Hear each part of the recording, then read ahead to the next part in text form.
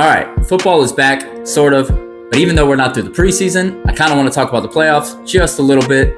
If you didn't know, there are 6 new teams that make the playoffs each year on average in the NFL, 5.8 technically. Obviously meaning that 6 teams that made it last year won't make it this year. I took a little time to go through the league and try to find out who I thought those 6 teams would be, but man, it's tough. So last year in the NFC, the teams that made the playoffs were the Lions, the Eagles, the Bucks, Rams, Vikings, Commanders, and Packers. Fine with most of those teams. I'll get into that in a second. In the AFC side, we're talking about the Chiefs, Bills, Ravens, Texans, Chargers, Steelers, and Broncos.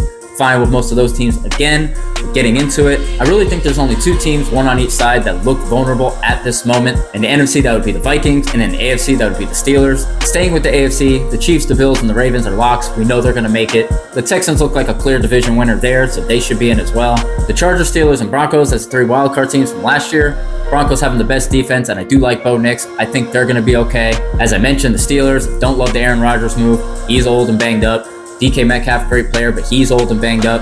Don't really love their offensive line, so there's some question marks there. And with the offensive line, the Chargers kind of in the same point, with Slater being out for season. I do like them adding Harbaugh, a head coach, which kind of elevates them a little bit for me.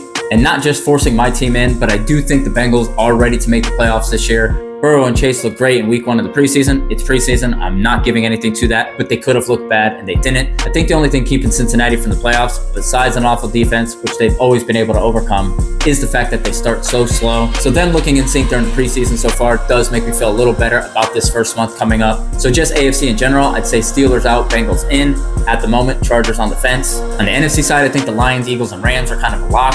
Bucks winning that division pretty consistently. I'll put them as a lock as well for now. Vikings, Commanders, and Packers. I think the Vikings are the weak link there, going with JJ McCarthy now. Not that I don't like him, but I was a little surprised they did as well as they did last year anyway, so I'll drop them out. And who could replace the Vikings? I'd say Dallas. They are my lead team to make the playoffs after missing last year. San Fran and Atlanta right there on the fringe as well, but I like Dallas more than I like them. The Pickens addition will help the offense for Dallas, and obviously having Dak back healthy. Yeah, there's the Parsons contract situation, which I don't love, but at the same time, I still think Dallas is good enough to make playoffs overall. They tend to make it anyway. It's just getting there and doing something with that they struggle with. And again, like I said, I only swapped 2 teams out, that being the Bengals for the Steelers and the Cowboys for the Vikings. The average is 6 each year, so there will be a couple dark horses that surprise, like the Commanders did last year. I think 2 or 3 more will come from injuries, that being that teams that should make the playoffs might have key injuries that will keep them from doing so, which leaves 1 or 2 teams to make it purely off overachieving. I do think that those dark horses will start to show themselves about week 4 or 5, but we'll see what happens.